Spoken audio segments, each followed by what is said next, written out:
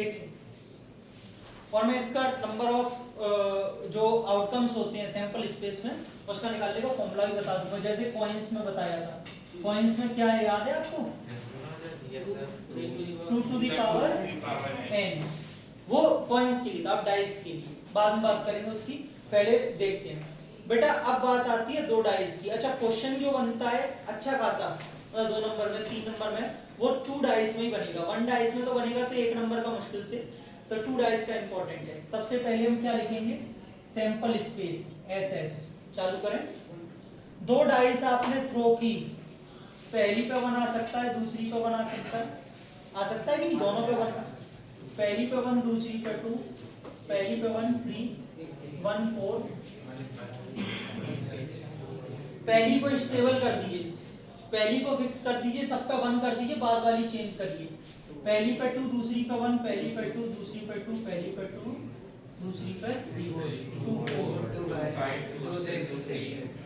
अगर आप समझ गए हैं कि मैं आगे क्या करने वाला हूं तो लिखना स्टार्ट कर दीजिए, टाइम तो भी वेस्ट नहीं होगा। बाद में टाइम वेस्ट तो भी नहीं होगा, लिखना तुमको पड़ेगा, क्योंकि जब आप क्वेश्चंस के आंसर दोगे तब आपके पास में सामने ये चीज होनी चाहिए, वरना आप आंसर नहीं दे पाओगे। तो आप इसका सैंपल स्पेस लिख दीजिए बेटा। उसका बंडा इसका तो लिख लिया था, चलो ठीक है।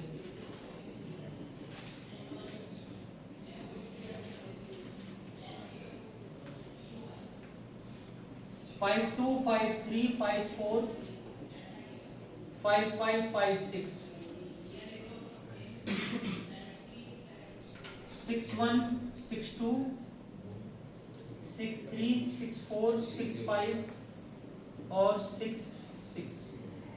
बस ये सैंपल स्पेस है। कितने पॉसिबल आउटकम्स हैं गिन पा रहे हैं आप? 36। गुड। 1 2 3 4 5 6, एक रो में 6 और 1 2 3 4 5 6 रो है, 6 36। 36 कुल मिला के पॉसिबल आउटकम्स होते हैं 2 डाइस को थ्रो करने में। हाँ भाई देखिए, ये आपके total number of possible outcomes हमने लिख दिए। सबसे पहले अगर आपको फॉर्मूला लिखना है तो फॉर्मूला लिख दीजिए, नंबर ऑफ पॉसिबल आउटकम्स निकालने का फॉर्मूला जो होता है डाइसेस के लिए वो 6 टू दी पावर n होता है। एक डाइस फेंकी थी, n की जगह 1 रखोगे, 6 टू दी पावर 1 6। एक डाइस पे 6 आते हैं। 2 डाइस फेंक रहे हो, 2 रखो, 6 का स्क्वायर 36। 6 2 12 कर देंगे, 12। 6 का स्क्वायर 12 होता होगा नहीं? जो बोल रहे हैं, अब देख तो मैं आपकी वैसे रहा हूं, आप अच्छे लग रहे हैं लेकिन जो बोल रहे हैं उनको ही बोल रहा हूं भैया। 12 नहीं होता 36 होता, 36 आ रहे हैं। अगर 3 डाइस फेंकोगे तो 216 पॉसिबल आउटकम बनेंगे। बोर्ड पर तो बन नहीं पाएंगे, ठीक है? और बनाने भी नहीं है, बनाने भी नहीं। 12th में अब जब आप देखेंगे प्रोबेबिलिटी तो उसमें एक साथ 10-10 डाइस फेंकते हैं। हाँ 10 डाइस, तो अब ये तो है नहीं कि उसका बनाने बैठेंगे, ठीक है? उसके लिए थ्योरम्स है, बर्नौलीज थ्योरम और उन सबसे कई बार समझ गया मैं। हाँ 10 डाइस ऐसे लेके यूं फेंक देगा, पहन दिया शकुनी मामा है। चलो बस अब क्वेश्चन पुट अप कर लें समझ में आ गया? एक शब्द आता है इसमें डबलेट। डबलेट का क्या मतलब है? दोनों डाइस पे सेम नंबर, डबल है ना, दोनों डाइस पे सेम नंबर। तो फिर अक्षिता से ही एक क्वेश्चन पूछ लेता हूं, find the probability of getting a doublet. Akshita बोल लेगी बस, find the probability of getting a doublet on throwing 2 dice. 2 dice फेंकने पर डबलेट आए, इसकी क्या प्रोबेबिलिटी है? 1/6। वेरी गुड, बिल्कुल सही। आपने बेवकूफ समझा उसे आंसर, भाई उसे आंसर दे दीजिए। पहले आंसर दोगे तो उसका जो है यहाँ पे कॉन्फिडेंस डाउन होगा, है ना? ज़ेब 1 2 3 4 5 और 6, ठीक है बेटा 6 ही है, तो वेरिएबल 6/36 आंसर आ गया। कितना चलेगा? चलो ये डबलेट की प्रोबेबिलिटी हो गई। अब आप एक काम करो, आप ना एक क्वेश्चन लिखो find the probability of getting. अच्छा 2 डाइस पे ही चल रहे हैं तो मैं बार बार 2 डाइस नहीं बोलूंगा, बस अपना क्वेश्चन बोलूंगा। Find the probability of getting even number on both the dice. Find the probability of getting even number on both the dice. दोनों डाइस पर इवन नंबर आए सिर्फ, इसकी क्या प्रोबेबिलिटी है? जिनका आंसर पहले आएगा वो मुझे दे सकते हैं answer. Find the probability of getting even number on both the dice, दोनों पे इवन आए। और बच्चों आप बोर्ड पे भी सैंपल स्पेस में देख सकते हैं, अगर आप अपनी कॉपी पे नहीं देखना चाहते, बड़ा बड़ा दिख रहा है साफ साफ। हाँ बेटा बोलो विवांशी। सॉरी 4 1/4। प्रोबेबिलिटी कभी 1 से तो बड़ी हो ही नहीं सकती ना, 4 तो जाएगी। यस 9/30। Very good. 3/13 गलत है बेटा, मैं 1/4 को सही बोल रहा हूँ, आप एक नया आंसर निकाल के ला रहे हो। चलिए सुनिए पीछे, नीरज बता रहा हूँ बेटा, मैंने बोला है दोनों पे इवन।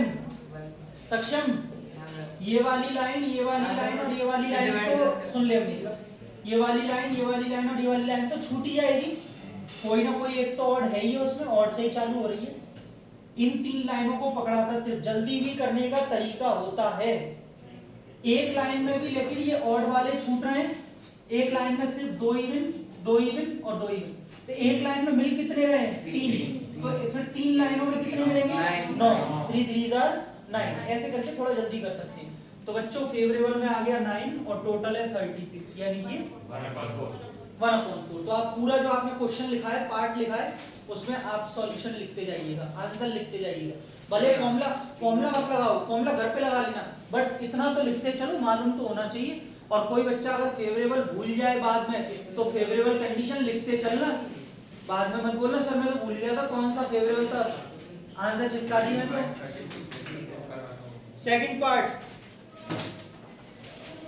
इसी में आगे चलते रहो, पार्ट डालते रहना। The sum of numbers on 2 dice, the sum of numbers on 2 dice to be 5।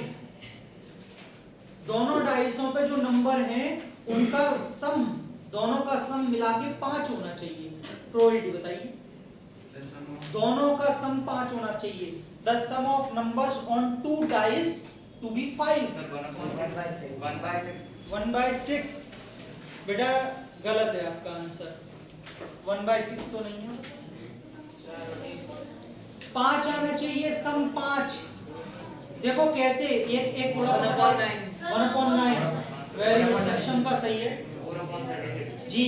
अब सुन लेंगे बेटा बच्चों, और एक बार जब आंसर आ जाए, मैंने बोल दिया सही है, तो उसके बाद फिर सुन लिया करो, क्योंकि इतना टाइम नहीं होगा हमारे पास। सम 5 आना चाहिए, पहली लाइन पकड़ेंगे 1 और 4, दोनों का सम कितना है? अब उसमें अंडरस्टूड है यार, उसमें अब नहीं मिलेगा 1 के साथ में, अब तो बढ़ता चला जाएगा। 2 पे आ जाओ तुरंत, 2 और 1 2, इन दोनों को मिला के 5 है। इधर से 3 और 5 है, इधर से 4 और 1 5। अब तो आगे कुछ है ही नहीं। 1 2 3 4, यानी कि 4 ही ऐसे पॉसिबल आउटकम है। तो 4/36, यानी कि दोनों डाइस पर मिला करके सम 5 आए, इसकी प्रोबेबिलिटी है 1/9। सबको समझ में आ रहा है? ओरली किसी को दिक्कत तो नहीं हो रही कि ये क्या हवा में ही बातें चल रही हैं? चलेगा ऐसे? लिखाऊं पूरा? लिखाने में तो फिर ऐसे बहुत टाइम लगेगा, इसीलिए आपका टाइम बचाना। चलिए दूसरा, मतलब तीसरा part, the sum of two numbers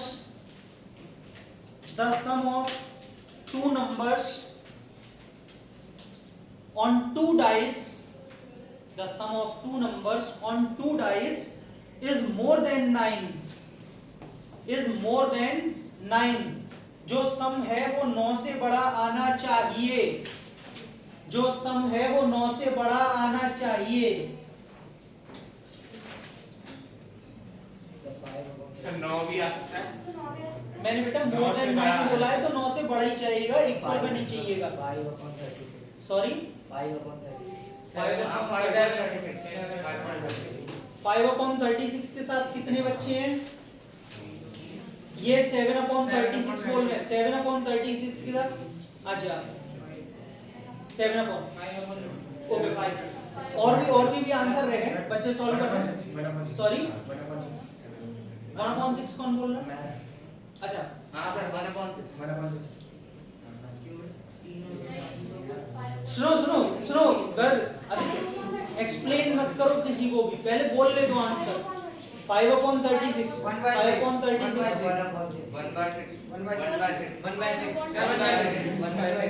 बेटा इसका आंसर 1/6 है, क्योंकि आपने 4,6 को छोड़ दिया था। तो आप नीचे के गिन रहे थे 1 2 3 4 5 और मेहुल आप आंसर दे रहे थे 5/36। आपकी नजर इस पे नहीं पड़ रही थी 4 6 जो भी मिला के कितना होता है 10। ठीक है, तो आंसर 5/6 नहीं है, 6/36 है जो सॉल्व होके 1/6। अब सुन लीजिए, अब तो अभी थोड़ा सा एक्सप्लेन करता हूँ। बेटा सम इज मोर देन 9 बोला है तो प्लीज एक तो आगे से मत पूछना कि 9 को भी लेना है, मतलब मुझसे पूछ लो कोई दिक्कत नहीं, मैं मना नहीं कर रहा, लेकिन आपको क्लियरिटी होनी चाहिए। एग्जामिनर थोड़ी बताएगा मोर देन मतलब मोर देन 9 को नहीं ले सकती।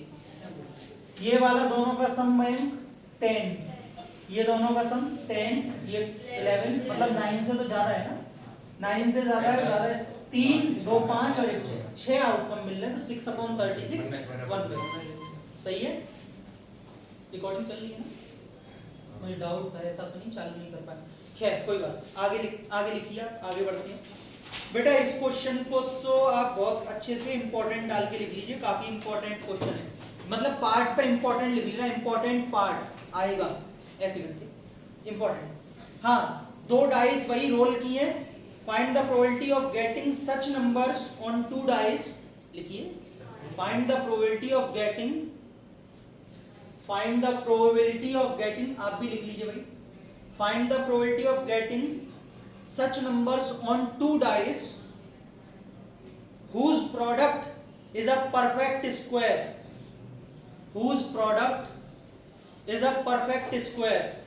और बच्चों अपना अपना किया करो, अपने यार दोस्तों को मत बताया करो, इस समय सारे आप कॉम्पिटिटर हो, सारे बच्चे एक दूसरे के। whose product is a perfect square। अब मैं एक बात पूछना चाहूंगा, किस बच्चे को यहाँ पे ये नहीं पता है परफेक्ट स्क्वायर क्या होती है? बिना किसी हेजिटेशन के चुपचाप बता दो, मैं समझा दूंगा, चिंता मत करो, कुछ बोलूंगा नहीं। आपको नहीं पता? देखो जी बताता हूँ बेटा, परफेक्ट स्क्वायर नंबर वो होते हैं जिनका अंडर रूट करने पे नेचुरल नंबर मिल जाता है। एक रफली आइडिया, जैसे 1 का अंडर रूट 1, 4 का अंडर रूट 2, 9 का 16 का, मतलब इनके आपको मिल रहे हैं ना natural number. These are all क्या है? Perfect number, perfect square number, समझ गए? जिनका अंडर रूट हो जाता हो, सॉल्व हो जाता हो, एक नंबर मिल जाता हो। तो 9/36 देखो बेटा 1/6 भी गलत है और 9/36, अच्छा वो भी गलत है। 9/36 का मतलब अनुभव 1/4 वो भी गलत है बेटा। 1/6 बोल तो रहा हूं गलत है, रिपीट मत करो क्वेश्चन का आंसर को, पहले मेरी बात आपने बीच में से काट दी। परफेक्ट स्क्वायर समझ में आ गया? अब मैं आपसे कह रहा हूं 2 डाइसों पर जो 2 नंबर आ रहे हैं उनका प्रोडक्ट परफेक्ट स्क्वायर होना चाहिए। डाइस का नंबर मन ले लेना, प्रोडक्ट मतलब मल्टीप्लाई करके एक ऐसा नंबर आना चाहिए जो परफेक्ट स्क्वायर नंबर हो, सही है? इसको मैं पूरा लिखाऊंगा फेवरेबल आउटकम्स, लेकिन पहले आप आंसर देना चालू करिए। हाँ जी बेटा गलत है, फेवरेबल आउटकम अभी लिखाऊंगा, पहले आप मुझे बताइए। गलत है 3/, तो बेटा 1/12 हो जाएगा, वो गलत हो जाएगा, वो बोल दिया उसने, गलत है। ऐसे तो आप सारे तुक्के लगा रहे हो। अच्छा चलो एक काम कर लेते हैं और मजा आएगा, और मजा आएगा। बेटा आदित्य गर्ग तुम खड़े हो जाओ, अच्छा तुम बैठ जाओ, क्वेश्चन खड़ी हो जाओ। चलो मुझे आप फेवरेबल आउटकम बताना चालू करो। अब सही लगेगा, आंसर तो तुम तुक्केबाजी कर रहे हो, अभी देखो पता चल जाएगा, और बीच में बोलना नहीं कोई। प्रोडक्ट आना चाहिए परफेक्ट स्क्वायर, चलो चालू हो जाओ।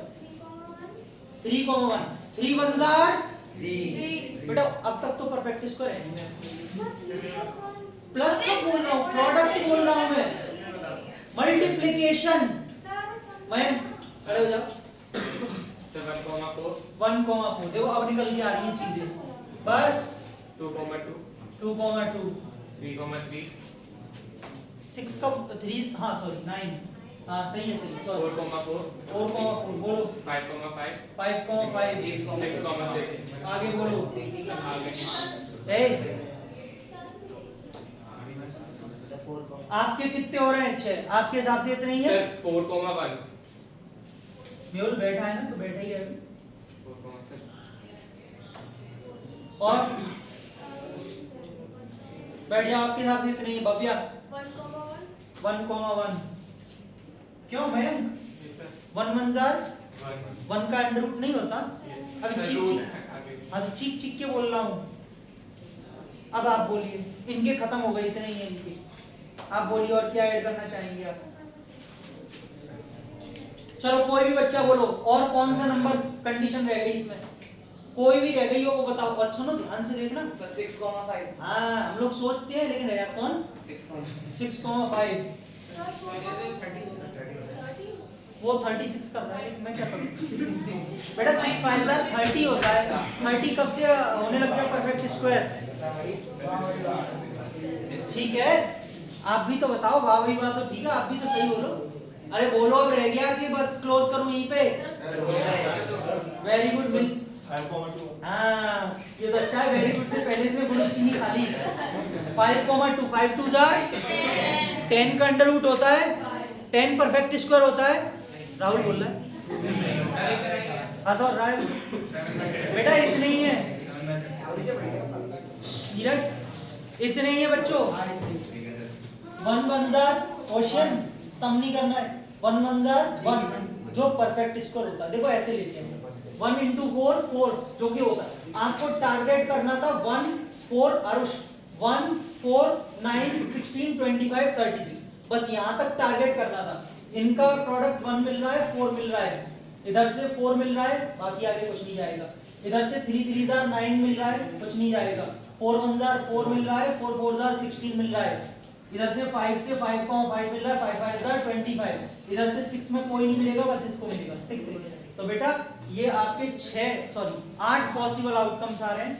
द प्रोबेबिलिटी विल बी 8/36 4 से कट जाएगा 2 9 द आंसर विल बी 2/9। ठीक है इसको नोट कर लेना बहुत इंपॉर्टेंट है 2 नंबर में आ सकता है ये वाला। हाँ आ ही जाएगा चिंता मत करो आएगा आएगा क्यों नहीं।